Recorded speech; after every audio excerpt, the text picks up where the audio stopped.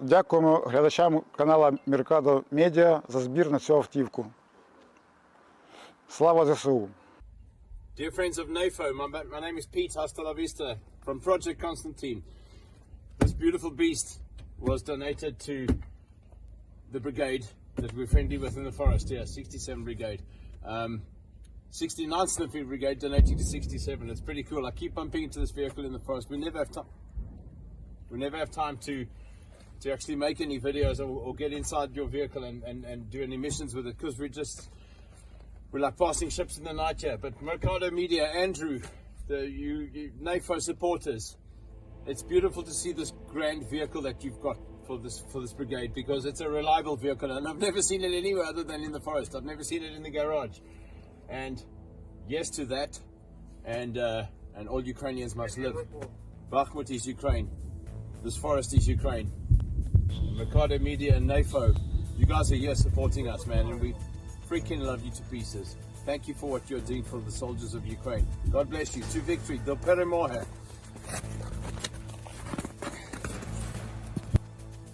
We are soldiers of the 43rd Separate Mechanized Brigade, 1st Self-Propelled Artillery Division, 2nd Self-Propelled Artillery Battery, military unit number A4698, and require an SUV for our combat missions in rough terrain. We also needed to transport artillery shells. We request assistance from NAFO fellas and Fund 69 Sniffing Brigade. All right, chat, how are we doing tonight on February 10th, 2024? Happy Saturday. Happy Saturday, you guys. Check on in for another update from Mercado Media. Live on Facebook, live on YouTube. Where you guys tuned in from? What city, what state, where in the world are you watching from? Super glad to have you. Thank you to the members. Thank you to the supporters and everybody that's been rocking with Mercado Media since day one. And as you guys heard in that video, we're fundraising for the 3rd Assault Brigade. 15,154 euro out of 24,000 euro, you guys, which is absolutely amazing, off of 104 donations. All right, 15,154 euro out of 104 donations. That's where we're at right now. 24,000 euros, the end goal, and we're raising it for a NAFO truck 2.0, which has the drone jammer equipment and 10 FPV drones to the 3rd Assault Brigade. So FPV NAFO truck fundraiser, doing absolutely amazing. The link is in the description, so you guys can read all this info and donate, and you get a patch. You guys like collecting patches? You can join our Discord server. Many in our community have collected our patches. This is our 7th patch campaign. It's our 9th overall campaign, because we did 2 dog tag campaigns for NAFO dog tags. Who has them? Mine are right here. Pretty freaking cool. It even says Orc Hunters on there. OG Orc Hunters, huh? It was a time last year. You guys are the travelers now, because I want to be able to stream more topics, and I can't be calling my my community like we're covering some trial. Hey, Orc Hunters, check. I'll be like, what the fuck? What kind of community is this? So I mean, it was funny. It's still down in history. Orc Hunters is written in Donetsk on the wall. As soon as you get into Donetsk, it says Orc Hunters on there. So it's a moment in history for us. But you guys are the travelers now, so that way we can be one happy community across the entire internet. Here's Russian losses as of February 10th. They're taking lots of losses because they're gaining some ground in Avdiivka, which we'll go into shortly. 394,270 losses, 980 troops, 21 APVs, 28 vehicles and fuel tanks, 9 tanks, 24 artillery systems, 26 UAVs, 3 special equipment, and that is Russia's losses as of February 10th, 2024, getting close to that 400,000 mark for Russian losses. Here's an update for US F-16s. All right, we've been waiting for some news on the F-16 situation, F-16s are exceeding the expectations of Ukraine's pilots, the report says. Ukrainian pilots training on F-16s are very impressed. Ukrainian service of the Voice of America report cites a report. So let's read it. Ukrainian pilots are very impressed with the F-16 fighter jets. The Ukrainian service Voice of America reported. A pilot who went by the call sign Phantom said in an interview with the outlet that Ukrainian pilots training on the multi-role fighter in the U.S. and Europe has praised the aircraft. Our pilots are very impressed, he said. This plane simply exceeds their expectations. Even with the amount of information they have received during training, they already see great prospects and great potential for how this aircraft will help the Air Force.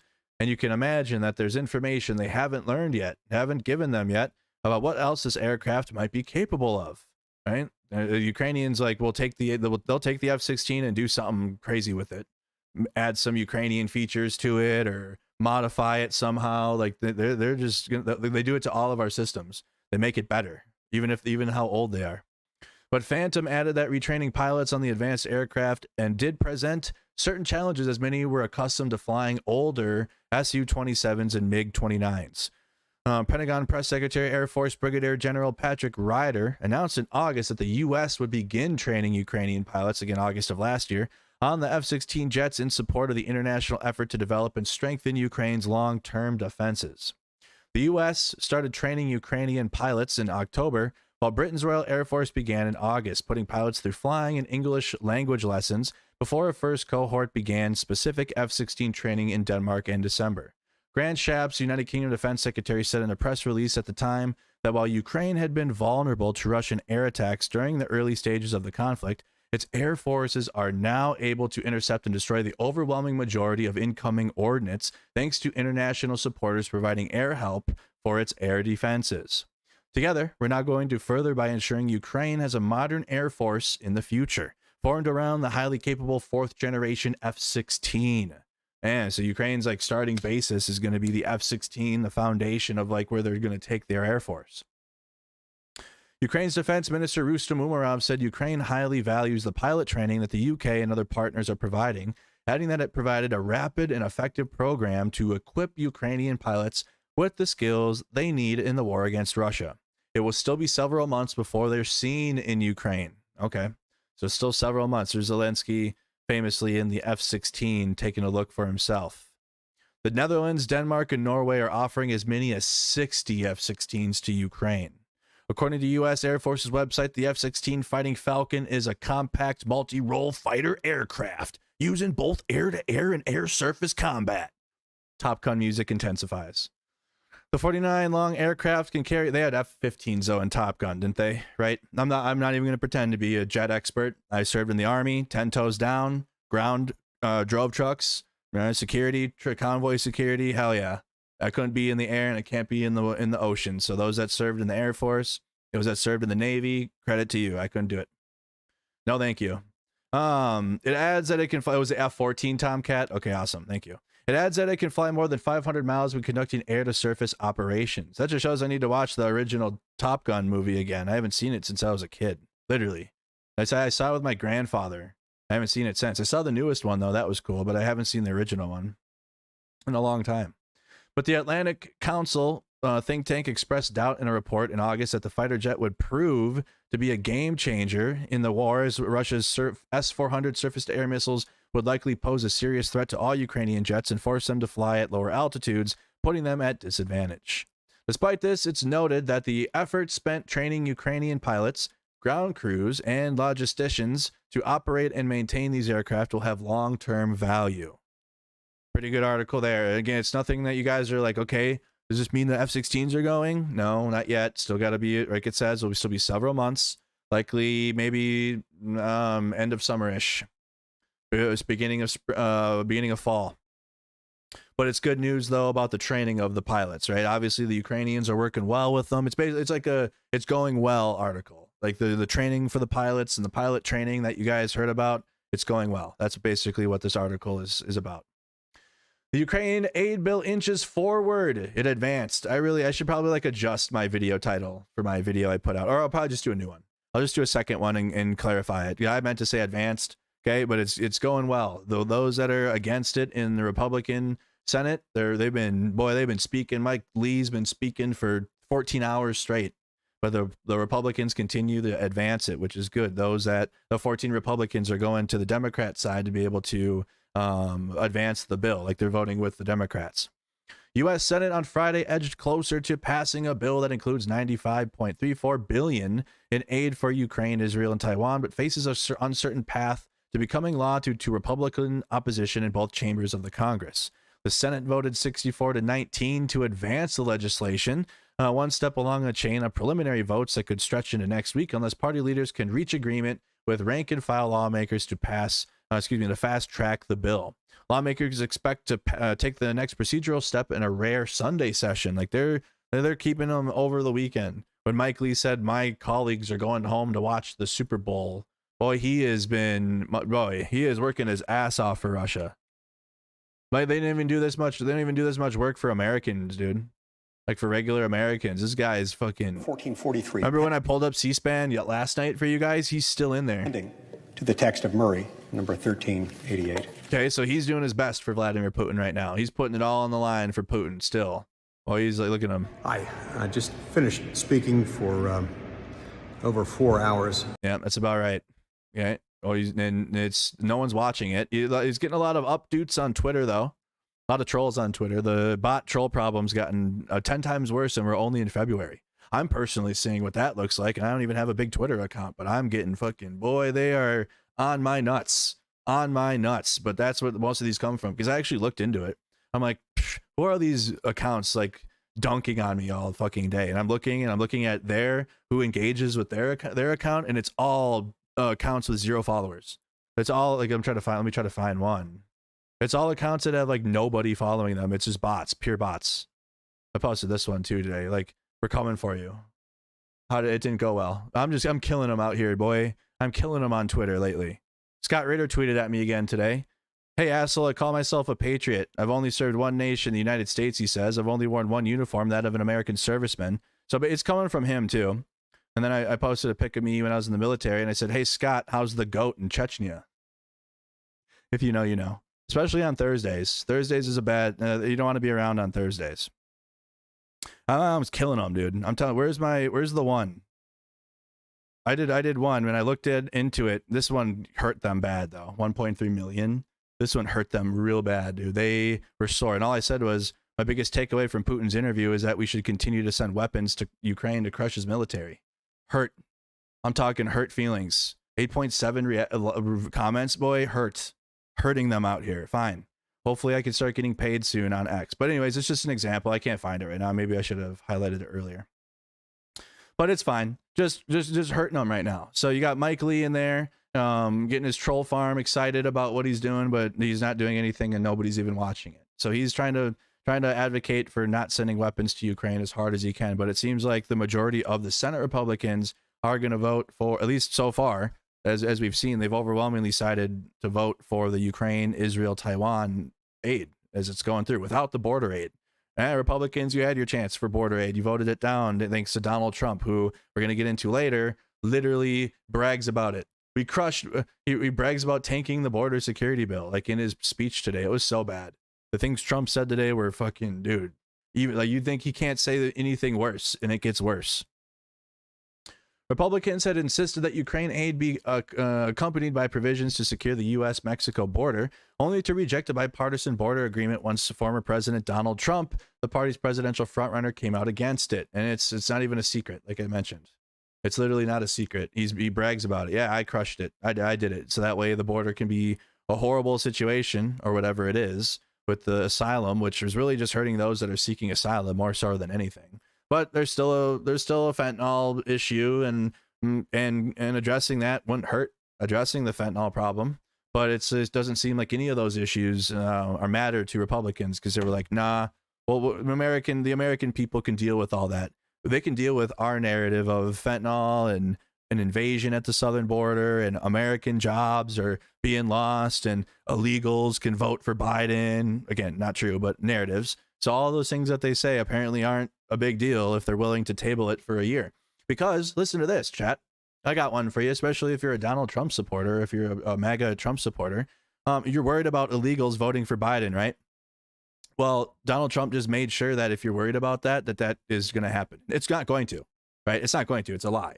But I'm playing with your narrative here, right? The narrative is that illegals vote for Joe Biden, and that's why he's trying to keep the border open. Not true. But I'm playing with your narrative. Let's say you are correct. Even if that is true, Donald Trump doesn't give a fuck, clearly, because he's willing to let him vote for Biden in 2024 because he wouldn't take power until January 2025, and then anything that he has for the border wouldn't even start then. So even if I want to play within your narrative world of, oh, Biden's just trying to get illegals to vote for him, it doesn't stack up. It doesn't make any sense, because if you think that that's going to be a problem, you think the Republicans would want to stop that. You want to stop them from voting for Biden. They do everything they can to stop him, so that way Trump has an upper hand for the election, but apparently not. If the legislation passes in the Senate, it will face an uncertain future in the Republican-controlled House of Representatives, where Speaker Johnson has indicated he could split the aid into separate bills. Tiny Johnson, what they call him on Mike. Ukraine Matters has been calling him Micro Johnson, but that Tiny Johnson comment was pretty fucking funny too. We'll see what the Senate does. Johnson told reporters this week, "I've made it very clear that you have to address these issues on their own merits." Johnson spoke a day after the House rejected a standalone bill for Israel. Yep, you got to fat L's, back-to-back L's. The Israel bill and just clowns, dude. Well, in other news from clowns, Elon Musk's Starlink is reaching the Russian military, to nobody's surprise, right? He likes to play, well, I care about the Ukrainian people because I gave them Starlinks for a little bit. And dude, so many Ukrainian supporters, dude, like I couldn't take it. Like they were like, but he gave them the Starlinks. Boy, the same excuses for all shit people. Like I would feel like a lot of people in the since Russia invaded Ukraine have had to like unmarry their fandom of like people that they thought they're cool, and like it's taken them a while to like realize they're actually garbage human beings. And Elon Musk is one of those. Boy, for like, man, months last year, people, well, he gave them the Starlinks, and boy, he turned off the Starlinks when Ukraine was trying to do an operation in Crimea. Special Forces operation was going, oh, cut them off. Cut off the Starlinks, and now he's giving them to the Russian military. Or not really directly, he's giving them to Saudi Arabia, and then Saudi Arabia is giving them to the Russians. Proxy countries are getting them, and the Russians are getting them from other places. The Russian military is reportedly increasingly using Starlink terminals at their positions in Ukraine, purchasing them through third countries. Ukrainian military news outlet Militanary reported on February 10th, citing Kyiv-based engineer Oleg Kukhtov engaged in Starlink terminals for the Ukrainian military. In fact, the Russians have begun to actively use terminals on the front line. The terminals are being purchased through third countries and resold by Russian resellers. The UAE is as well. Is it? I've heard Saudi Arabia and the UAE. I'll dig into this deeper and put a video out for you guys next week, because this is worth a video. It is impossible to trace and cover up these schemes because our volunteers sweep terminals in all countries and pay from different cards. While the terminals operate only in Ukraine, it is impossible to distinguish which side of the front line owns a particular terminal in the 20-kilometer zone, as they all use the same channel and satellite scheduler. Man, is there no other U.S. tech company that can do this? It has to, because Elon has a satellite. That's why. So he has a satellite in space. That's why he can do this. Do any other private companies have one yet? I have no idea.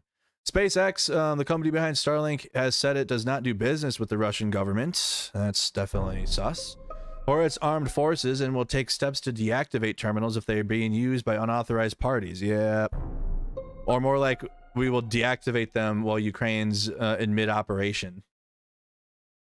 Starlink is not active in Russia, which means the service will not work in that country. SpaceX has never sold Starlink in Russia, nor it has delivered equipment to Russia.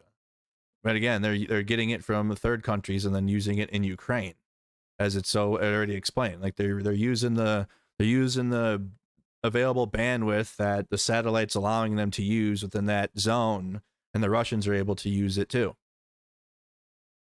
So we got here, the company. Earlier, director of New Geopolitics Research Network and military expert Mikhailo Samis questioned whether it was possible to flash Starlink without Elon Musk's knowledge. There are very interesting questions here, Samis said in an interview with Radio NV. I think that's Radio Nevada. Isn't this evidence that Elon Musk is starting to support Russia, starting to support Russian dictator Putin, Samus said? Earlier, during an online discussion on his platform X, Twitter, Elon Musk proposed restoring normal relations with Russia by ceding parts of Ukrainian territory, as we've learned. Like, it's in constant. He even put Elon Musk put one out saying that the media blows Zelensky. It's just pure pro-Russian from Elon now. It's just not even like trying to hide it. Like, it's no more concerning or underneath like an Ian Miles Chong post. It's pure just like they're just trying to blow Zelensky, like just pure anti-Ukrainian rhetoric. There he is. He shared Tucker's shit twice. Going at DEI. He's fighting Disney right now too. He's keeping a fight with Disney going. Really hype about Year of the Dragon. Disney sucks. Yeah, fighting Disney. Where's the one about? I think he did it in a response, to be honest. I think it was a reply, which he has so many replies, it's not even funny. I don't think I'm going to find it. February 9th.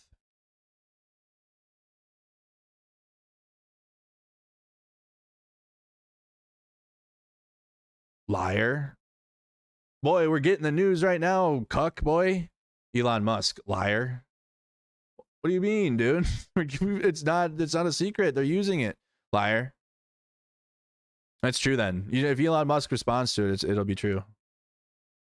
Chinese Elon Musk wishes you a happy new year. Fire emojis. Boy, these people are selling our country out to our enemies. Look at this bullshit. Holy shit. Holy shit. What's going on? Holy shit. What is that ugly ass fucking thing? Get that out of here. Hold on, my bad, chat. Yuck. Sorry, I had a piss rag in my chat I had to get rid of really quick. But it's bad. I'm not going to find it now. But let me see. Let me try one more time.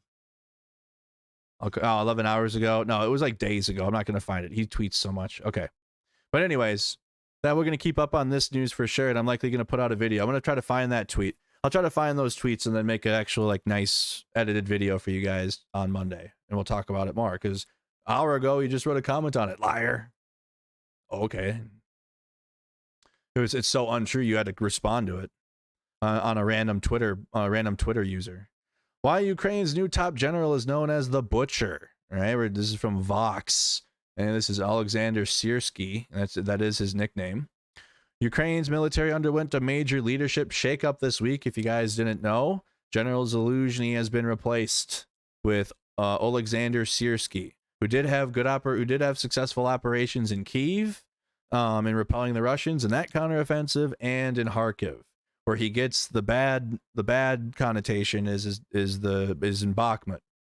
But you also hear some that argue that the Ukrainians weakened the Russian military, like their best units, crippled the Wagner group, right? They fucking had a mutiny after that one, right? Think about it. So it's like, I can understand the arguments on both sides for sure, especially how well Zaluzhny was and how well respected he was. Like, not taking any of that away. Zaluzhny got awarded the Hero of Ukraine as well, which is like basically the Medal of Honor. Let me see.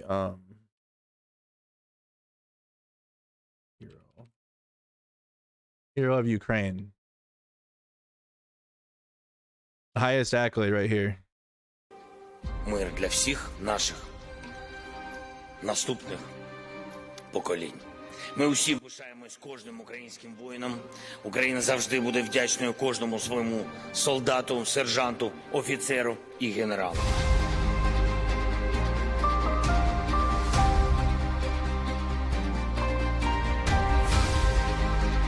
There's Zaluzhny. See, does that look like there's? I mean, look at it. That was from Zaluzhny. So it's like, it's time, y'all. It's been 2 years. 2 years in a row. Great generals have been replaced. Right? Great. Eisenhower was replaced. Patton was replaced. Patton replaced, and then Patton was replaced because he just wasn't the best decision anymore for what was needed. So it's not anything that Zaluzhny's like a bad general, or he was great. He had big effect over the military, good morale, but it's after 2 straight years, it's like you need rotations. Rotations are bad. right now too. That's the other thing Zelensky addressed in the video that I put out, is that there's a command structure issue with soldiers being properly rotated out. Like, go to Big Mac's YouTube channel or go ask any frontline soldier. They'll tell you, boy, they get maybe 10 days for the last 2 years. So it's like it's not just Zelensky. It's like multiple commanders are gonna, if they're, like Zelensky said, if they haven't had any experience at the front, or they're not out there with their soldiers, or at least like going and seeing them regularly, then they're gonna get replaced and be out there. Not that Zelensky was doing this, but it's just he's been in charge for like 2 years. Yeah, you wouldn't have embraced him like this if there was a major like issue underneath.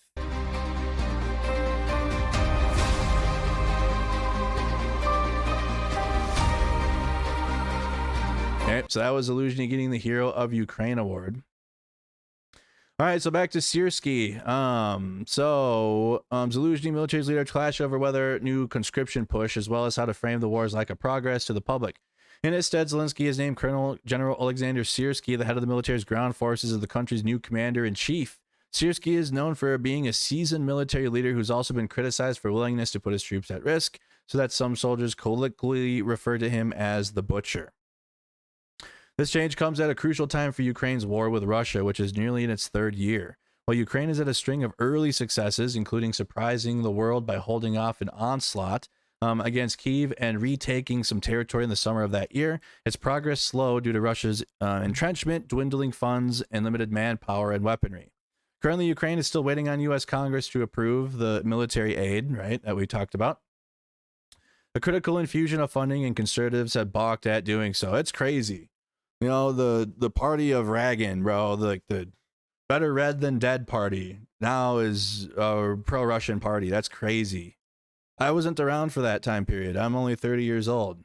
But man, I swear to God, dude, how the Russia got the party that hated them the most and was like ready to, boy, the Rocky movies and all the American shit in like the 70s, 80s, 90s, that like, oh man, that is gone now.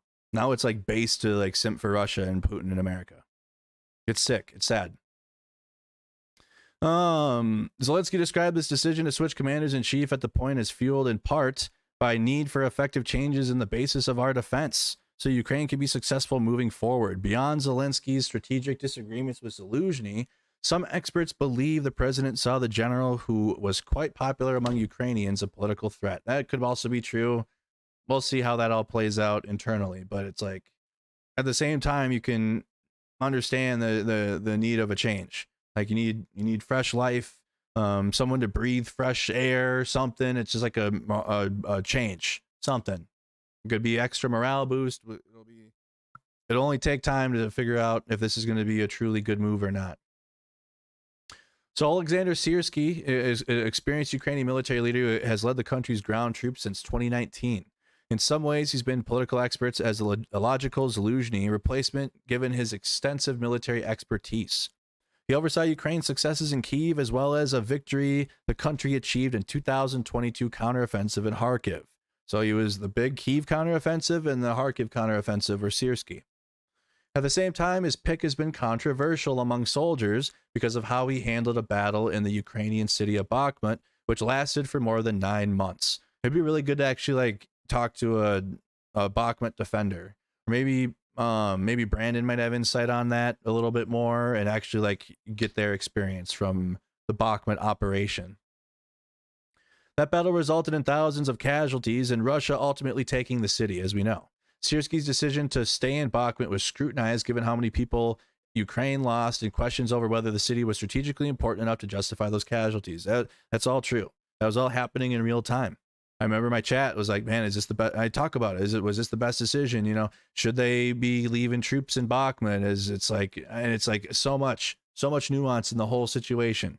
All of it. You know, Zelensky is in a political move. They had to show that they weren't just going to quit on, because they're waiting for these tanks at the time, right? We're waiting for the main battle tanks and the new infantry fighting vehicles. So like there's political pressure to not like give in to Russia, because then the allies would have been like, oh, these tanks are just gonna be, you know, destroyed immediately. Like they're just gonna let Russia destroy them. Whole bunch of nuance in that, right? They couldn't give Russia a win, But at the same time, it was like you completely understand Bakhmut is it's the 56th largest city in Ukraine. It's not strategically advantageous, but also it's a Ukrainian city, and Ukraine's trying to defend their cities. It's theirs. Okay, it's not like it's not like a video game where like you're playing Civilization. Oh, I lost a tile, I'll get it back. Oh, I'll get that tile back in like 2-3 turns. It's not like that. This is real life. So they didn't want to lose like one of their cities. So it's like a bunch of that, which is all true. It all can be true. They all can be true. But the best thing would be to talk to a Ukrainian medic like Brandon again. Maybe, I don't know if he's ready to revisit Bakhmut exfils when he was going and getting civilians out of the city, or a medic or a soldier, somebody. But there's so much, and nothing that they say would be untrue either. What do you guys think about Bakhmut? It led to no, we got to get to that in a minute. It led to the truth of it too, the collapse of the Wagner group and Putin, or and Prigozhin. That battle of Bakhmut, as long as it went, like we were like it unraveled Prigozhin. It unraveled Gherkin. Like Gherkin got arrested for that. Prigozhin led a mutiny into Russia because of that. So it's like lots can be true. Definitely. There's definitely analysis within that as well.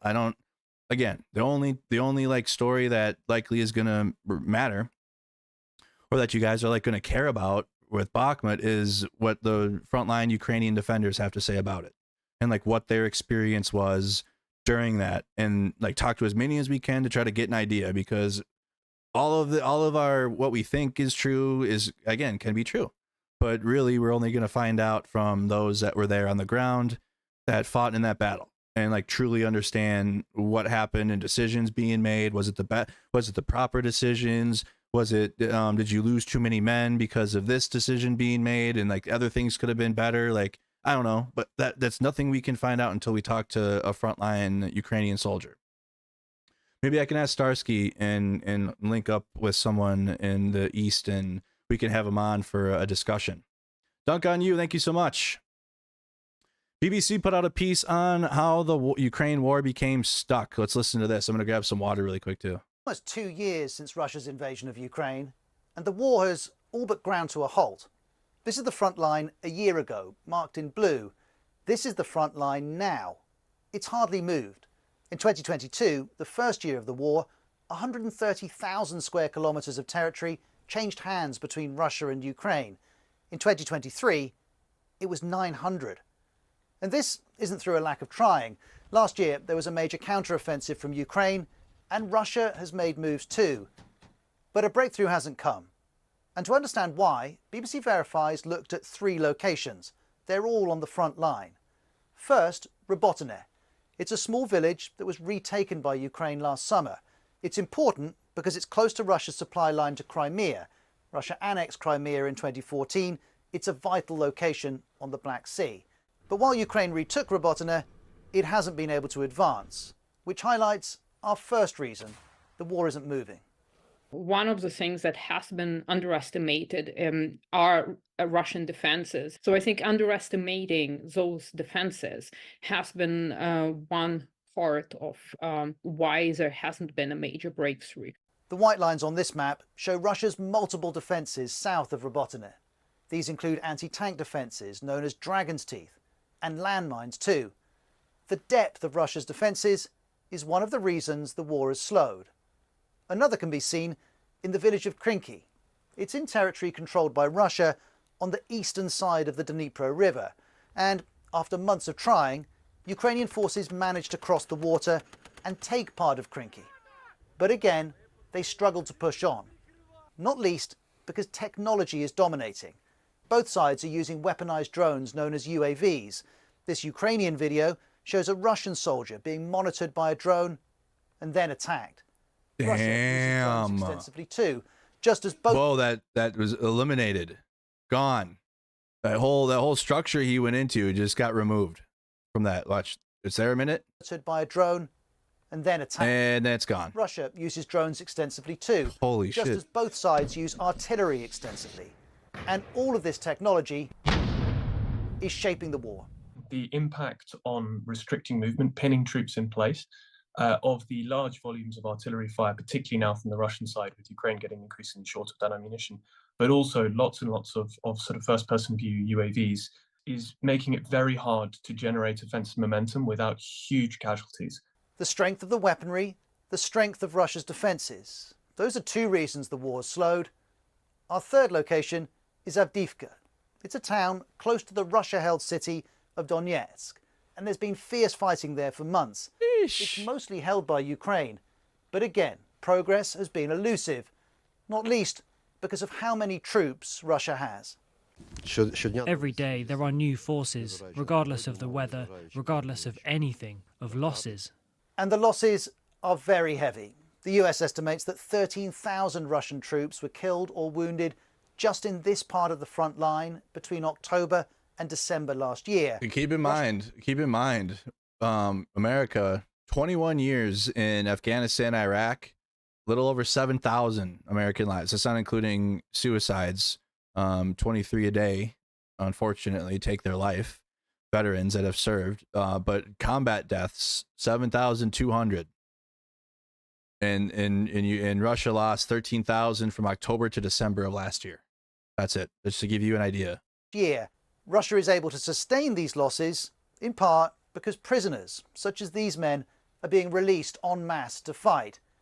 Russia's ability to continue, despite these losses of men and equipment, is one factor in Avdiivka. There's another too. We don't have enough ammunition, unfortunately. We are outnumbered in everything.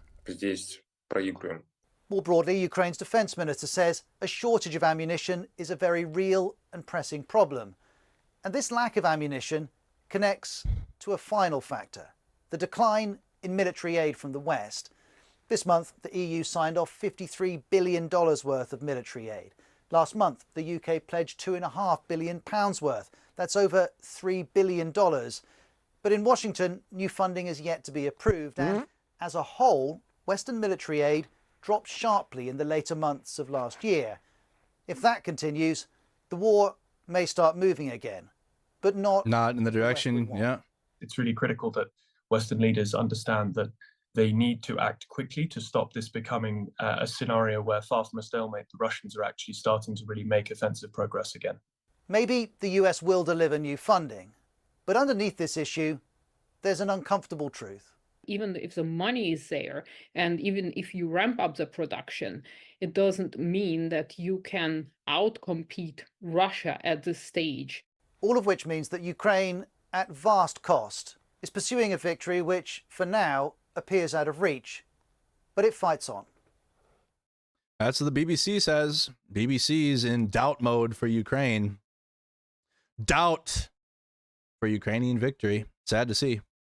Well, speaking of Avdiivka, let's go into the situation around the city, which again is north of Donetsk, and the Russians continue to advance. Every Monday, I'm going to be putting a map update video out, detailed map update of the situation in Avdiivka and around Ukraine on the front line, but the Russians are pushing in the northern flank of the city, trying to cut the Ukrainians off within the town. Right? They're trying to seal the city off, and they're pushing through and succeeding in the northern region of the city as well as the southern region. All the territory that Ukraine successfully had in a counteroffensive yesterday, day before, all week has been taken by the Russian forces. And the Russians are now advancing through Avdiivka in the southern flank. So Avdiivka is slowly being encircled by Russian forces, and they are slowly taking the city.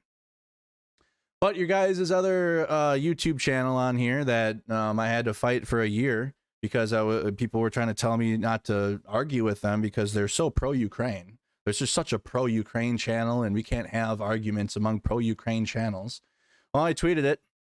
The enforcer, as you guys know, who again applied my channel with 3 fraudulent copyrights last year to try to take my YouTube channel down. YouTube didn't act on this, which is whatever. It is what it is, but their public reputation definitely took a major hit among people that matter when it comes to Ukraine space.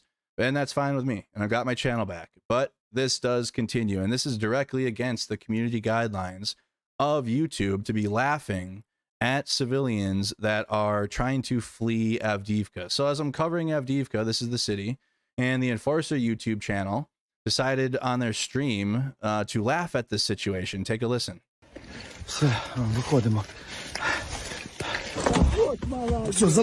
We see him throwing another dog in. He's just flinging the dog in, getting the lady in, and they're on the way out.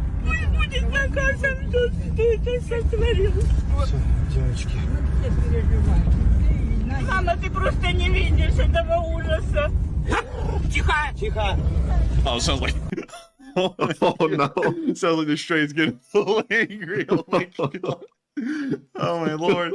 It's a sad video, but at the same time, the stray dog growling in the corner. Oh my god. I feel so one of those twisted moments where you're not really sure if you should laugh or not, but there's something going on that you can't help but laugh at. Oh, it's probably better to laugh through this because it's of course emotionally straining. So I guess there's a little bit of a silver lining in the fact the cat was fighting to get in the cage and the dog is now growling at people. Oh, no. Нет, это другая собака. Нет, это другая собака. Ужас. Нет. Господи, это мой город родной. Да, нет Авдеевки. Это мой родной город. Я тут родилась и выросла. Man, that dog is going berserk. Мама, ты не видишь. But man, it is tough. Люди бедные жили. Мамочки, родные. За что нас так наказывать? Anybody find that funny? Anybody find that funny? Huh? Any of that funny? From the YouTube channel that fucking tried to take me down because I called out their lies about the Kerch Bridge, because they claim the Kerch Bridge gets blown up every 3 months. They're going to sit and giggle and laugh at the people that are trying to leave Avdiivka. It shouldn't laugh. It's not funny. There are times when I'm covering the war where we have a laugh. Are we laughing at the expense of civilians trying to flee while the Russians are invading? No, it's a fucking Elmo video driving the drone into a Russian ship, and that's funny. Or memes around the Russian military fucking up out there. Pretty funny. NAFO's good at that. But what of Ukrainian civilians, which again, apparently this YouTube channel is pro-Ukraine, is funny.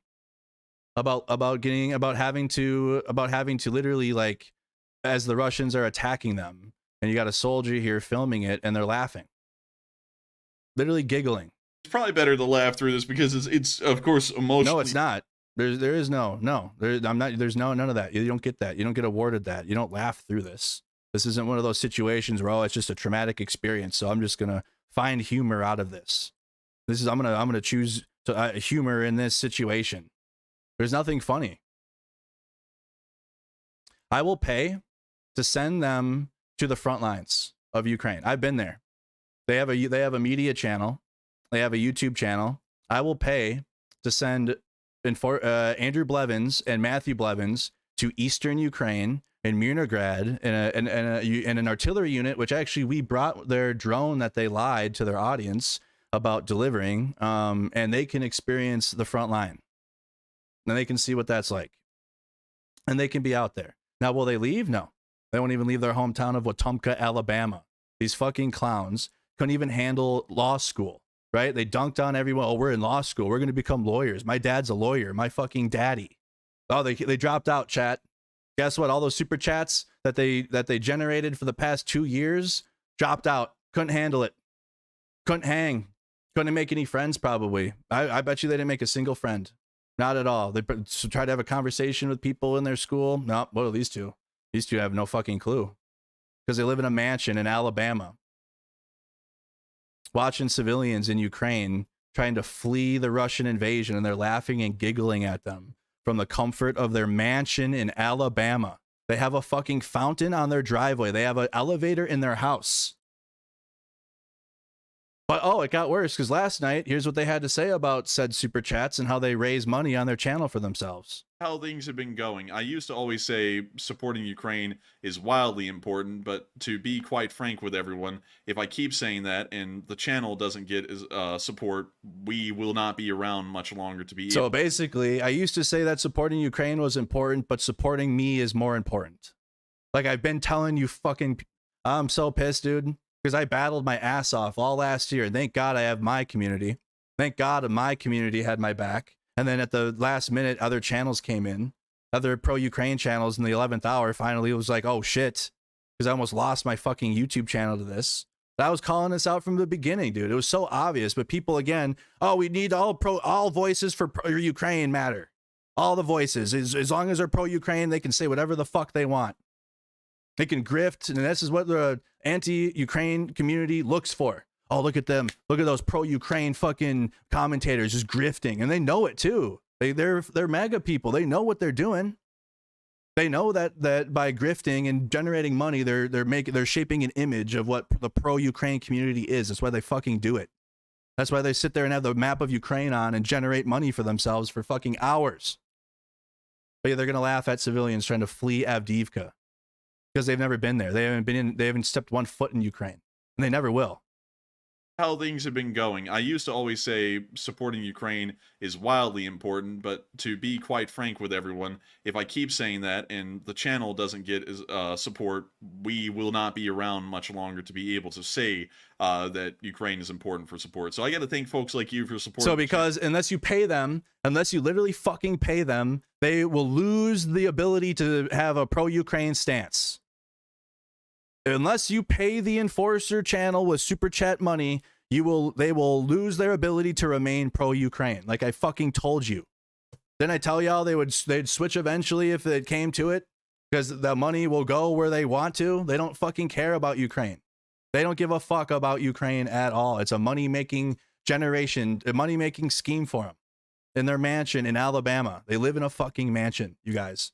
A multi-million dollar, $3.4 million mansion. Channel and helping it to keep running because you're helping the Lee Spring Army and the Enforcer channel to keep rolling. And so thank you so much once again. I hope that does address that well. And with that, we are on to the next one. Of course. But it didn't start there. Okay, it started a while ago. Where's the audio on this one? I muted it. People won't even give the kind of respect. I feel like the way people dress is just a further continuance of that. And people won't even give the kind of respect to just throw on a suit. And, you know, and I've worn a suit many times. And then if someone's about to say they're uncomfortable, they're not. If your suit's uncomfortable, you're wearing the wrong kind of a suit. Like, I don't know what the hell's up with that. It's not uncomfortable. I've worn a suit many times. Hell, I've worn all kinds of stuff. And I've worn things that are way more uncomfortable in a suit. But, you know, that's one thing I got to say. I think that suits are just a matter of respect. It shows respect. And, you know, I've heard, you know, and people have been saying in the chat, Zelensky wears the shirts and the sweatshirts and everything out of respect for the troops, but the troops aren't wearing shirts. They're wearing BDUs. Which is fucking clowning because they don't wear BDUs. Nobody wears BDUs anymore. Fucking loser. And that's an entirely different kit of clothes than a t-shirt. A kit of clothes? Doesn't this guy LARP military shit? Isn't he a reenactor? No, just cargo pants. Entirely different. And so, you know, honestly, on top of that, when he's going over to other nations that are giving tens of billions of dollars so that way Ukraine soldiers can continue to fight on, I just feel like it would be very respectful when you come and ask, hey, can I have tens of billions of dollars to at least wear a suit? So Zelensky needs to wear a suit to ask for money. Horser Matt, never show up to a formal setting wearing a t-shirt. They don't give a flying fuck about Ukraine. They don't care. Listen, when Zelensky speaks, it is literally piss break time on that channel. Literally, they will say it. Oh, time to go take a piss. When they play Zelensky's speech and then leave the voices and then go and play Zelensky's speech. But the good news is because that they were laughing at civilians in Ukraine, it does breach a specific community guideline on YouTube. Right? You guys are worried about this shit happening and seeing them laugh at Ukrainian civilians as they're fleeing while making money and doing it at the same time. There was an update to the harassment and cyberbullying enforcement on YouTube as of January of this year. You click learn more, you scroll down, All right. Other types of violate this policy, you scroll down here. Content reveling in or mocking the death of serious injury or an identifiable individual, which directly is above content that realistically simulates deceased minors of victims of a well or documented major violent events describing their deaths or violence experienced. So while they were able to take my entire channel down for false copyright claims, they're out here breaching the community guidelines by laughing and mocking Ukrainian civilians in Ukraine openly, and then they make money for it. And then I don't fucking know, their community is so brain dead that they have them convinced that they're in a pro-Ukraine space because they throw money at random corporate fundraisers on Sundays, and they're like proud of that. Oh, we raised 8,000 for the Red Cross on Sunday. Okay, maybe 1,000 got to Ukraine then. Good job, congrats. They're really proud of that. They're really proud of their Sunday fundraisers. That's the only time. It's sick. It's the most sick thing that I've seen. It's what it is. They're going to continue doing what they're going to continue doing, but at the same time, it's like when you see this happening, you got to call it out. When you're seeing a quote unquote pro-Ukraine that's convinced so many, and when people send them super chats, people are confused as if that money's going to Ukraine. It's not. It's going right back, admittedly, into their law school. And now that they've dropped out of law school, it's going to their dad because they live in their dad's basement. They're bums. Two bums, two 22, 23-year-old fucking men. People like to say, oh, they're young kids, Andrew. Those two kids are young. Boy, I was 19 years old in the fucking military. Signed my will. Signed my first will and testament when I was 19 years old. I don't want to hear about kids. I really don't. They're fucking grown men living in their dad's mansion basement in Alabama, laughing at Ukrainian civilians that have to flee Avdiivka because of the Russians invading. Go fuck yourselves if you're an Enforcer fan. Seriously. The most sick thing I've seen in a while. Well, here's another person that's just sick in the head. Donald Trump. And ironically, the Enforcer are Donald Trump fans. They're MAGA grifters. So it kind of goes hand in hand. Perfect bridge to this next topic. Trump, one of the presidents of a big country, stood up and said, well, sir, if we don't pay and we're attacked by Russia, will you protect us? I said, no, I won't protect you. In fact, I would encourage them to do whatever the hell they want. They asked me that question. One of the presidents of a big country stood up and said, well, sir, if we don't pay and we're attacked by Russia, will you protect us? I said, you didn't pay? You're delinquent? He said, yes, let's say that happened. No, I would not protect you. In fact, I would encourage them to do whatever the hell they want. You got to pay. You got to pay your bills. Do whatever the hell you want. Do whatever the hell you want. And that people will say, well, it came from another leader. He's creating the argument. It's not even a real argument. He's like creating it like if this does happen. Like if it does happen. And no, there isn't a question of that. Yeah, go ahead, Russia. Go ahead. I'll encourage them to do it. Nikki Haley. I know a lot of y'all support Nikki Haley in the chat as like an alternative to Trump for a Republican. And here he is saying, Nikki Haley, where is her husband? Oh, he's away. He's away. What happened to her husband? What happened to her husband? Where is he? He's gone. You know where Nikki Haley's husband is right now? As much as I don't agree with Nikki Haley's policies politically, he's deployed in the military. He's serving in the military and he's deployed. That's where he is. And Donald Trump is mocking him. Like he has veterans his entire fucking existence as a politician. He has so many veterans, dude, that are just sucked into, I'm a patriot. I'm a pro 2A veteran. Fucking, I don't even know, dude. It's so bad, but he doesn't give a shit about veterans at all. It will mock veterans. Over to see me at Mar-a-Lago, sir. I will never run against you. She brought her husband. Where's her husband? Oh, he's away. He's away. What happened to her husband? What happened to her husband? Where is he? He's gone. He knew. He knew. Over to see me at Mar-a-Lago. He's deployed.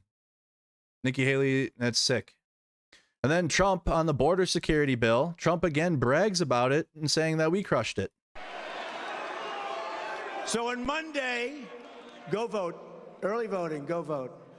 Let's not forget that this week we also had another massive victory that every conservative should celebrate. We crushed crooked Joe Biden's disastrous open borders bill. Crushed it. How, like in real time, boy, we have an invasion at the border. Americans are dying to fentanyl at a high rate. Again, the illegals are going to vote for Biden overwhelmingly. The jobs were losing. They took your jobs. They took your jobs. Wait, hold on. It's a perfect time. The perfect time, because this is like it's an old meme, but it still took our jobs. They took our jobs. It fits now. Where is it? It's the same one. They took our jobs. Yeah, they took our jobs. They did. They took our jobs. They took your jobs. They took our jobs. They took your jobs. They took your jobs. But then the people from the future came along, and now we're out of work too. Oh, they took our jobs. They took your jobs. They took your jobs. They took your jobs. Oh, but that's the problem. Those goobacks are taking our jobs. You're goddamn right. These people from the future are taking all the work away from us decent present-day Americans. They took our jobs. They took our jobs. All right, redneck, your rebuttal. The O'Reilly fact. They took our jobs. They took our jobs. That's right. If there is no future, then there'll be no people from the future to come back and take our jobs. Think about it. These people are from the future, right? Well, if we can get everyone to turn queer, then there won't be no children to have no children. The people from the future won't exist to take our jobs. Oh my God. I ain't turning queer. You have to, Jimbo, or else they won't be able to stop them. Damn it, they took. Oh my God. Oh, my side. They took our jobs. Oh my God. They took my job. They took my job. Present day America #1. Yeah, America. Okay, I can't play the ending part of that. Forgot about the ending part. Oh my God. So funny. They all. It's such a parody. Wow. But it's like, damn, they really did predict like. They took our jobs. That was the original border concern, and South Park parodied it. That's how long that thing's been a problem. That's how long that the border's been an issue, right? They took our jobs, right? And apparently not. Apparently Trump doesn't care. So there you go. Donald Trump's taked it, and they all cheered for it, and everyone's happy that the border bill didn't pass. So it is what it is. All right, let's get a based, level-headed take on Biden's memory. Many people were talking about the Biden press conference and his memory about confusing Mexico and Egypt, and then people attacking about his son, which I think is not fucking cool at all. Let's hear what Bo has to say about Biden's memory. Well, howdy there, Internet people. It's Bo again. So today we're going to talk about Biden and memory and that report and all of that stuff. Now, I want to point out, this is generally the type of thing that I don't talk about. There are a whole bunch of topics that I just kind of let pass by. They're easy topics to cover, and they get a bunch of engagement on social media. But most times they're just noise. Mm-hmm. You won't find me talking about Trump's sons or any of the issues that they might have. Right. You won't hear me talk about the whole Moms for Liberty thing. You won't hear me talk about the situation with the DA in Fulton County. Even though I know that there are attorneys on the defense side. Merc Aussie here. I heard Michelle Obama was in the background, possibly if Biden is not. What? No. Wherever you heard that from, cancel immediately. Like, never listen to that person ever again in your life. That are engaged in relationships with other attorneys on the case. Because it's not news. That might become news. But generally speaking, all of this is just noise. It's good for views. It's good to give people their 2 minutes of hate, but it's just noise. Kind of like it's like they work in 1984 world and they don't even know it, huh? Every once in a while on a a topic, I'll have enough questions come in to kind of feel like I have to talk about it. And this is one of those. Because I've got a whole bunch of people saying, well, how do you feel about the fact that Biden didn't get arrested because he's some doddering old man and that he did willfully retain and that they only did it because he's got a bad memory? How do I feel about that? Merck must be low on views and subscribers for he's going after another competitor yet again. Big Joe is new here. Big Joe, welcome to Mercado Media, Big Joe. You're welcome here. I'm glad this is your first time. You don't know what you're talking about, though, so be careful.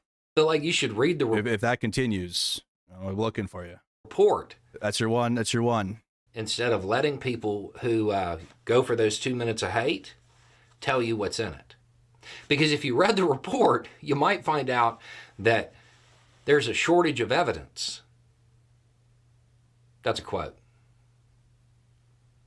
If you read the report, you might find out that while it is natural to assume that Mr. Biden put the Afghanistan documents in the box on purpose and that he knew they were there. First, is it natural to assume that? I kind of thought we were supposed to assume the opposite. I thought we were supposed to presume innocence. But, I mean, whatever. Let's just assume that. Let's assume that it is natural to draw the conclusion that Biden committed the crime, because that's what it is. That would be the willful retention part. Okay, so we naturally assume that, but it says it's like you gotta. It's Bo does the same thing I have to do when you have to like step out of reality and step into the narrative and like play in it, like I did about the southern border and illegals voting for Biden, right? To like show the hypocrisy of it and also that it's just complete garbage. You have to like actually play in the narrative a bit because it's a narrative. Is in fact a shortage of evidence on these points, meaning the points related to the crime. We do not know why, how, or by whom the documents were placed in the box. We do not know whether or when Mr. Biden carefully reviewed the box's contents. We do not know why only some of Mr. Biden's classified Afghanistan memos to President Obama from the fall of 2009 were found in the box, but several other memos he wrote during that time period were not. And then you have this part. Different part, mind you. In addition to this shortage of evidence, there are other innocent explanations for the documents that we cannot refute. So to be clear, they cannot make their case and they cannot refute the case that Biden presented. That doesn't sound like, oh, we were going to indict him, but he's got a bad memory. That sounds like they didn't have the evidence. The other thing too that is constantly a conundrum is Biden this mastermind dictator that's like a puppet master, or does he have dementia and has no fucking clue what he's doing? That's every day I'm hit with both from the same people. Oh, he's both a deep state actor that's the dictator out here, insane, but he also has dementia and has no fucking clue what he's doing or control of his own body. I know somebody's going to say, well, they didn't have the evidence because Biden had a bad memory and didn't tell him anything. If your entire case rests on the memory of the accused, you don't have a case. It should be remembered that Trump didn't provide this information and they still built a case there, right? Because there was evidence. Weird how that happens. Weird. It's my favorite. Weird. You have pretty clear statements in here about what they know and what they don't. The thing is, I also like, if you guys can't see, look in the, I'm going to pull it full screen, but Bo's box, I just realized, says not secret behind me. Look at this right here. It's not scandalous. Those aren't the quotes that you're seeing in the headlines. You're seeing well-meaning elderly old man or whatever. And I mean, okay, maybe he is that. I mean, the alternative to them not having the case and them not having the evidence, the alternative to this is that Biden is some kind of criminal mastermind and knew exactly what to, well, I just don't remember, enough to derail the entire case. That kind of flies in the face of the whole idea that he's suffering from cognitive decline, right? That's the point. Thank you, Bo. I didn't see this. Thank you. That's exactly it. Is he in cognitive decline or is he a mastermind and he's doing this on purpose? It's always been that with Joe Biden. With Joe Biden as president, he's this guy who's like the Democrat fucking deep state actor, George Soros actor, conspiracy mastermind, but also he has dementia, and again he can't control his legs, and he falls and shit, and speech weird. Make up your mind. He's actually like some criminal genius, or they just don't have the evidence. It's one of the two.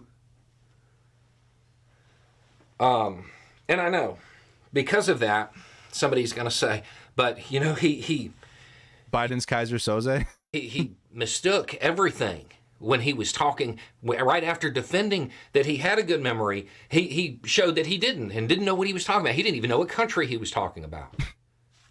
Okay, let's read that. As you know, initially, the president of Mexico, Sisi, did not want to open up the gate to allow humanitarian material to get in. I talked to him. I convinced him to open the gate. Okay. Yeah, I mean, I bet you he's going to mention the fact that there's been so much rhetoric around the border. That's why he got like Mexico border aid mixed up with Egypt and humanitarian aid into Gaza. Because he's old, he's getting it confused. He's getting the border issue and Gaza confused. Mexico is not Egypt. That's true. So the obvious assumption here is that Biden is suffering from cognitive decline. Not that there was a slip of the tongue talking about two countries that he had been dealing with all week, both dealing with border issues, both literally, bro, on those borders. Does anybody have common sense anymore? No, common sense is boring. Common sense is lame now. Having like a normal brain where you just are like, oh, okay, this is why this happened. It makes sense. Yeah, it's not shit. Cognitive decline, shit. I don't know if is that the best choice for a president, but then the other guy also has a cognitive decline, 91 criminal indictments. He's a fucking admitted sexual abuser, and he also tried to keep himself in power illegally. That's the two choices. Yeah, you got an old guy versus an old guy criminal. And both dealing with him crossing over, right? Literally, that's what it is. But no, Biden's a mastermind. Dark Brandon, mastermind, 100%, definitely. That context wasn't in any of your reporting that you saw, probably. Sounds like a slip of the tongue to me. It's what it looks like. Because he got the president name right about the country he was talking about. He said, Mexico. I've never mistaken a word before, like honeybee and bumblebee. Longtime viewers, you'll get that. Anyway, if this is a signal of cognitive decline. We're getting some lag. Oh. We're getting some lag on the stream.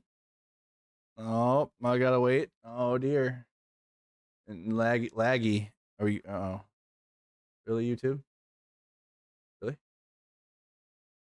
You're gonna do this now? Facebook, we're good. I know. I see you guys. Okay. YouTube's fixing itself. I think YouTube's fixing itself. We're back? Okay. I paused. Just like when I'm playing video games and my stream does that sometimes. I live in a piece of shit apartment. Okay. I'm moving. I'm saving up money so I can get a better place. That's what I've been working on. So all your guys' memberships and your super chats and support is to move on from apartments so I can continue my independent journalism with better internet. If this is a signal of cognitive decline, I would have to ask what it is when you mistake a photo of the woman that you get found liable for sexually assaulting for a photo of your wife during a deposition, not in some offhand comment, but during a deposition, and that your attorney has to correct you. What is that? if you don't know what I'm talking about, maybe type that in. Maybe the news that you're consuming isn't giving you a clear picture of things. This type of stuff, the accusations, that they draw away from the actual points. That Biden is some doddering old man. My assumption is that Biden actually knows how to cover his tracks, honestly. Keep in mind, I am not a Democrat. I am somebody who has publicly said that I don't think Biden's the strongest candidate and that he's not my man. I do not believe that politicians are all honest. Why does this keep happening? Keep lagging here. It's annoying. Sorry, y'all. I'd have to look into some of the settings on my multi-stream. It's causing it. All right. I believe most of them are not. So I don't have the assumption that he's a doddering old man. I have the assumption that he saw what happened. Maybe it's an accident. Maybe he did it on purpose. But either way, he knew what not to say. That would be my assumption. But I can't prove that. Right? So that's not really an accusation you can make. Because there's a, what's the term? A shortage of evidence.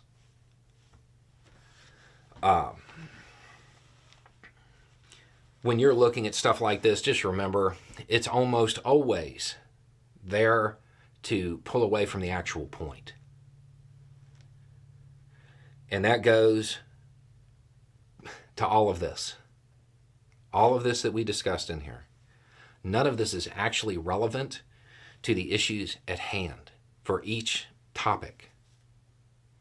It's just something extra. Generally speaking, on this channel, I try to clear that stuff away. It's not that I'm afraid to talk about it. And for those who...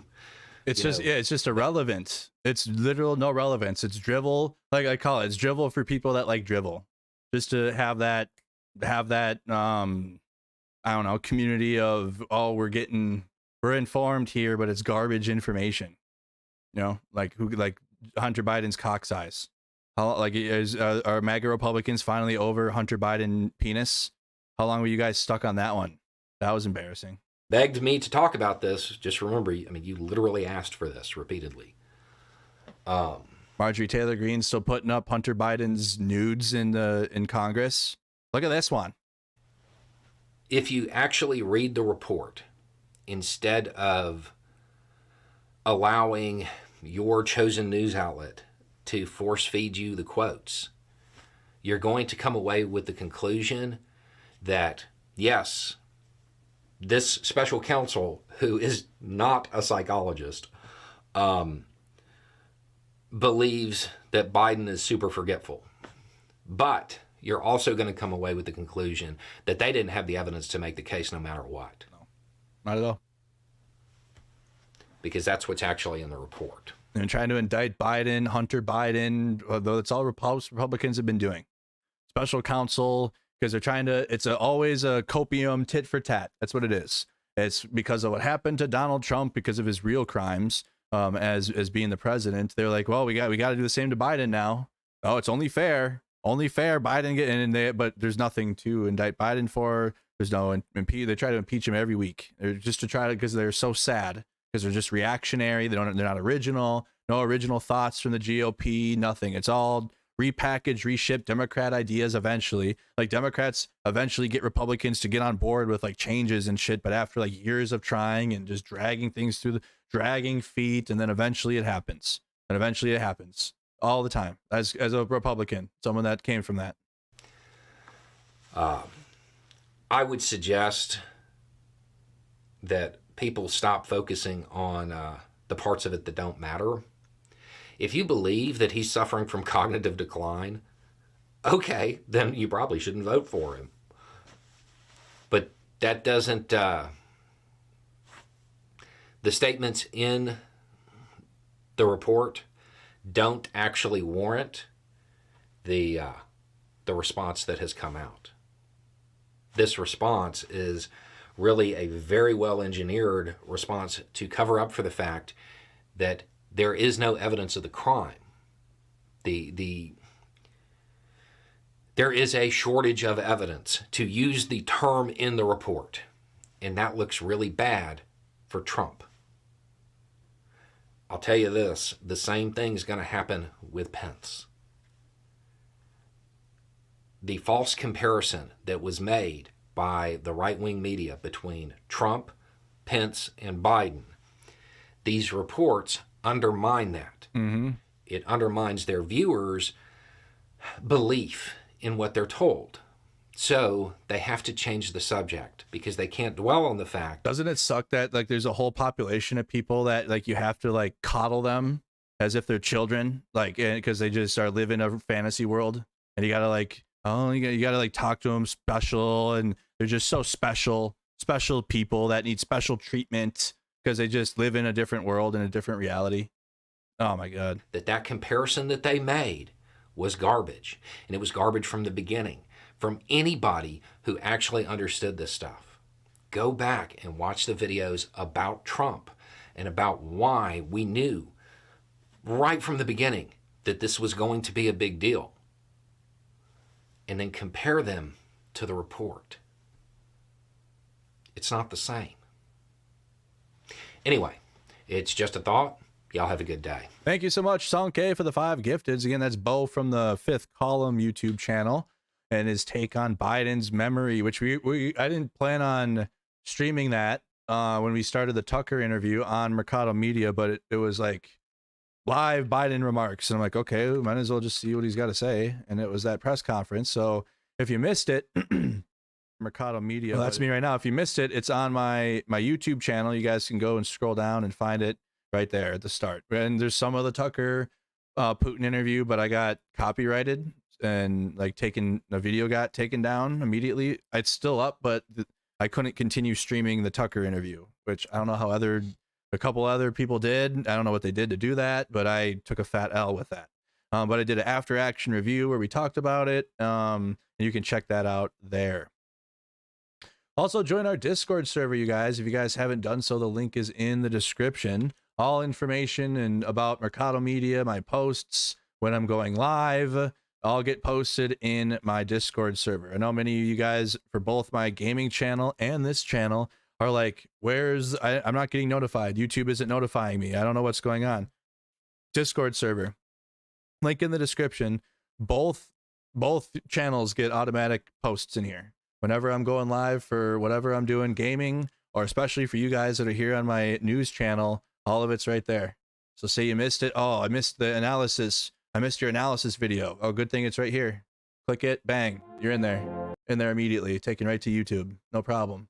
So click that. And also too, with my video updates, like today's stream, that gets posted automatically right there in Discord. So Discord's a really, really good tool for you guys to use. Also, like for Ukraine information, the Ukraine war has an entire section on here for chat, for just discussions, like if people are talking in there, videos for the Frontline, because I can't play as many Frontline video clips on the stream anymore if it's not like a tank getting blown up or something that's happening. But you can find all the videos there in that section. You got relief options for donations, but the biggest relief that I want to focus is my own campaign for the NAFO 69th Sniffing Brigade. You guys can find this in the description. We're at 15,154 euro out of 24,000 euro out of 104 donations. Again, this is for a NAFO truck 2.0 and for 10 FPV drones. I'm going to take some questions if you guys have any in the chat about things we talked about tonight, which was the Enforcer channel laughing at fleeing Ukrainian civilians, which we watched. I'm not going to play it again because it's fucking horrible. And also Donald Trump not honoring NATO, and plus all of his other remarks. You guys have any other questions about the front line or anything that you're wondering about Ukraine? Map update video on Monday. So there will be a map update video posted on that day, and I'll give you guys the full breakdown of the situation because it could change. It's likely going to change again tomorrow. So if we just do one every Monday, and if I have to do one more than that, I will. Like if I have to do like a Monday, Friday update, if the Russians continue to advance like they are, then I will. But they're advancing in Avdiivka, and they continue to push in the northern part of the city. Oh, the other thing too, I didn't play for you guys. Actually, I needed to play this. We forgot to play this one of the Christmas convoy. I didn't play it. We have our video on our channel, but I didn't react to this yet, so I have to play this really quick. The NAFO YouTube channel, time for Christmas gifts. I understand that communication can be quite challenging, especially in this conflict, because of the different types of communication systems that are used by different units. So this is an idea, perfect bridge from the fundraiser. I've done 4 of these. I've done 4 convoys to Ukraine from Estonia. I've driven, oh man, it's like almost a 30 to 35 hour drive from Tallinn to Kyiv, and I personally delivered trucks that we fundraised. I don't have the resources to be able to deliver a truck anytime soon. I'm hurting bad. Like the end of the year last year, the trips were great. I saved a lot of money up from the summertime and spring to be able to do it, but I'm tapped now. I'm tapped and I'm trying to save up for a new place. So I really can't take another trip because it costs thousands to get to Ukraine, like with the plane and etc. So right now I just can't afford it personally. It can be challenging. It is challenging because the enemy tries to jam the conversation, the signal, and we try to work in this hard situations. Our units use like the same type of radio communication. We use DMR communication. It's encrypted, but the radio signal it is sometimes can be jammed. So we have to use another systems, like for the redundancy we have, and if we can. You perform one of the most important jobs that people don't think about. You know, they think about fighters, drone operators, but without communications, you cannot communicate and you cannot we fight. have a joke when everything is good, nobody think about the communication. But when it's broken, That's so true. You know, like. Exactly. And Andrew Mercado is his community and himself helped fundraise this vehicle, but he served in the U.S. Army. Now, you in the U.S. Army had a very advanced communication system, didn't you? Yeah, we did. We obviously are supported by so many different elements at all times. I mean, we have a Blue Force tracker, which is basically like, have you ever played Arma? Yeah, it's basically like the Arma map in real life. Like you can track exactly where things are going, where vehicles are at. You can communicate in real time back to the it's a lot, but it shows that you guys, like, you have a lot more on your plate and you're getting a lot more done with a lot less than what we had. You know, and it's credit to the skills of your guys' unit and what you do. We've bought you a truck. It has the jamming equipment. It's Christmas. If you could get other presents to help you, what would it be? It's probably for retransmitter. Yeah. For Motorola would be very helpful. And radio stations, TMR radio station like Motorola. And that will help more people be able to communicate together? Is that? Yes. Yeah. It's like ammo for like bullets for us. The soldier, if he just will be like hit it, it's usually you can lose it. And it always has the. We need replacements. So you never have enough radios for the individual soldiers to be able to go out and do their work. And the batteries, it's critical to have spare batteries. Yeah. And maybe some advanced batteries that can be charged from Type C, you know, because in the trenches there is no way to get mains electricity. So this truck is fundraised through my YouTube channel and my internet community. So a couple of the items here, this is from Native American community in my home state of Minnesota. And they're handmade, just like bracelets, you know, just like sentimental items, you know, wear around or whatever, but they were made from Minnesota, my home state. There's one mistake on each bead, on each bracelet, because in their tradition, in their culture, only God makes mistakes. Or God doesn't make any mistakes, rather. So humans, we make mistakes, so there's a mistake on each bead. Okay? So, yeah, Freudian slip. And then this is because our truck is a drone team. If you look on the side, there's a drone team patch that went along with it. One of my Canadian viewers, this is a Canadian beaver and a Vishivanka. So I just wanted to give that to you. It's a sentimental item, you know, nothing, obviously not like a drone jammer or anything, but just something cool to have. For you, like, Wow. support for our brigade. We have your sniffing brigade patches as well here, guys. So, like, I mean, So thank you for that. no, absolute pleasure. There we go. I'll pop it on for you. There you go. So cool. So this says, so you can explain what it says to everyone. 37 brigade is our brigade, and it's like it's the kind of separate air assault brigade. air assault force. Yeah, air assault forces, the forces, Ukrainian armed It's forces. just about us, just not, but it in like in thanks for, Yeah. for your Thank you support. so much. Thank you. Thank you. Thank you. you, guys. Yes. Thank you to everyone. Absolutely.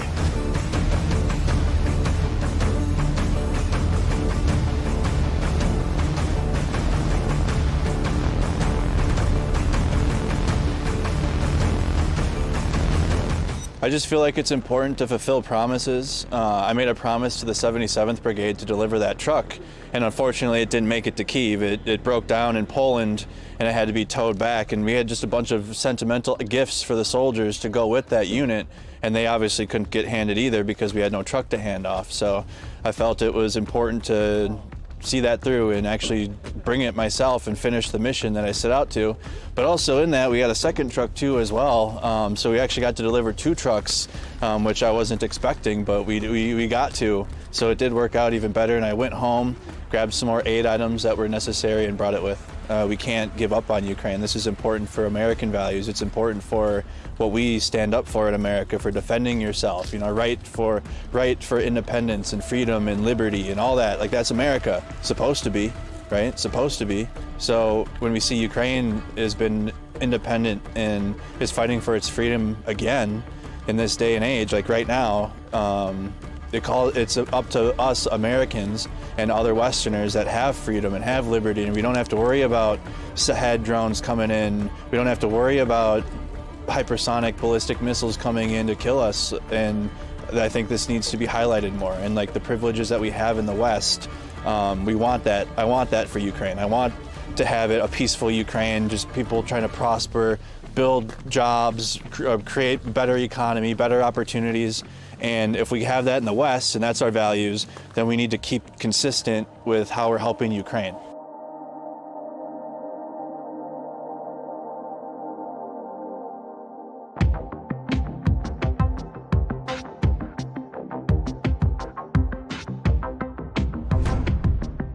And that's the video. All right. Oops. Here is that. Great job, you guys, for donating to those campaigns if you did so. Credit to you guys. 77th Air Mobile. If you haven't, go to my YouTube channel, and I have our own video, which number 1, subscribe to the NAFO 69th Sniffing Brigade, but also make sure that you are subscribed and you can watch the entire the whole thing about it in case you haven't. Go to my videos, all right, scroll down a bit, and you'll see it here. The final NAFO convoy to Ukraine, and then the truck handoff is right there. So like we have our own video. There's fundraise through my YouTube channel. You know, there's the same stuff. Like I'm talking to the soldiers. NAFO did a great job. I did a handoff to Rick the Ukrainian as well in the video. It was pretty good. So go and check it out on my YouTube channel, Mercado Media. We're gonna be live on my gaming channel now the rest of the night. Traveler TV. We're gonna be playing Jackbox and Fall Guys. It's community night, so if you don't know what Jackbox Games is, come on over and hang out. It's like Mad Libs or trivia games, or it's like it's not like a video game. It's like a game that you guys can play from home on your cell phone, and like we can all play together. It's not even, just come and check it out. You guys are gonna want to miss it. If you know what Jackbox is, you're gonna love it. If you haven't seen it before, it's a super fun game. A series of games, and I hope to see you guys over there on Traveler TV. Have a good night, you guys. We'll be live again on Monday. I'm taking tomorrow off. All right, Sundays are my day off for stream for my mental health, and so I can just be re-energized for 6 days. I know lots of streamers don't take any days off. I need one. I just need one day away from the computer so I can really just go into the week strong. All right, I just need my Sundays. So, but Monday we'll be back. Normal time, 7 p.m., 7:15 p.m. Central, 8:15 p.m. Eastern. We'll go through the latest. I'll have a video on Monday, map breakdown of the latest in the front lines. And then on my gaming channel, we're starting Red Dead Redemption 2. So it's actually going to be a big Monday. We got map update video coming. Maybe another, if there's any major Monday news too, I'll make a video like I did on Wednesday when there was 2 major news stories, etc. But I'll have a map update for you guys for sure. And then big stream that we do. This is an amazing stream that we have every night, but then we're playing Red Dead Redemption 2 afterwards. So it's going to be a great Monday. Can't wait to see you guys then. But for now, come on over to Traveler TV, hang out with us on Jackbox. You're going to have a blast. Have a good night, you guys. Slava Ukraine. Vladimir Putin, do fuck off. And where's the Enforcer's drone?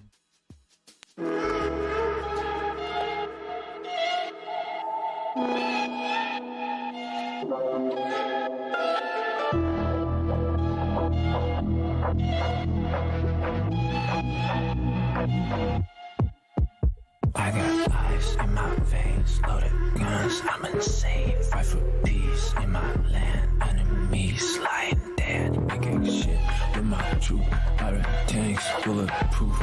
We attack, we don't play. Don't fuck with Ukraine.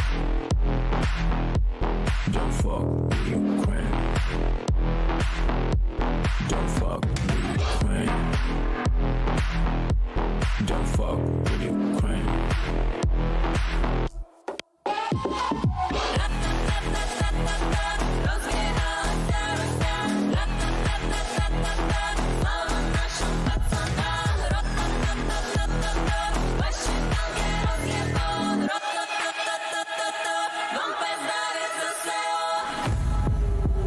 You can try to invade with your guns and your tanks. We prepared for the game. We destroy fucking snakes. Be aware of the beasts that will tear you in peace. We attack, we don't play. Don't fuck with Ukraine. Don't fuck with Ukraine. Don't fuck with Ukraine. Don't fuck with Ukraine. Russian warship, go fuck yourself. Russian warship, go fuck yourself. Russian warship, go fuck yourself. Russian warship, go fuck yourself. Rozjechałeś się Rosja. Sława naszym patronom. Weź się w tankę rozjebał. Pompę zdaje ze SEO. У нас не солдати, у нас кіборги, понімаєш, їх вже так називають.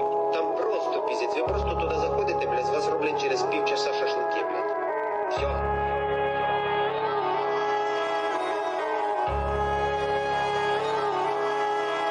Це ЗСУ. Затопчемо орків в нашу траву. Це ЗСУ. Тут пацани заїбашуть без сумніву. Це ЗСУ. За Україну зітремо з лиця землі. Це ЗСУ. Тут брат за брата будуть горою стояти. Це ЗСУ. Затопчемо орків в нашу траву. Це ЗСУ. Тут пацани заїбашуть без сумніву. Це ЗСУ. Підемо в бій за свободу і правду. Це ЗСУ. Нема пощади тому, хто напав на країну мою. Тут пацани і дівчата, наші герої. Це вам не Марвел, тут кіборги справжні. Вся Україна за ними буде стояти. Тероборона і партизани, навіть цигани крадуть танки, ракети просто руками. Тут брат за брата, наш дух не зламати. За синьо-жовтий стяг будем стояти. Безстрашні воїни, ми на своїй землі. Будуть горіть чорти під джавелінами, під байрактарами. Попіл зігріємо, якщо буде холодно вам. Під вечір вип'єте коктейлі, ну меню тільки коктейлі. Молотова, це ЗСУ, тут пацики весело з гумором розганяють орду. Це ЗСУ. Затопчемо орків в нашу траву. Це ЗСУ. Тут пацани заїбашуть без сумніву. Це ЗСУ. За Україну зітремо з лиця землі. Це ЗСУ. Тут брат за брата будуть горою стояти. Це ЗСУ. Затопчемо орків в нашу траву. Це ЗСУ. Тут пацани заїбашуть без сумніву. Це ЗСУ. Підемо в бій за свободу і правду. Це ЗСУ. Нема пощади тому, хто напав на країну мою.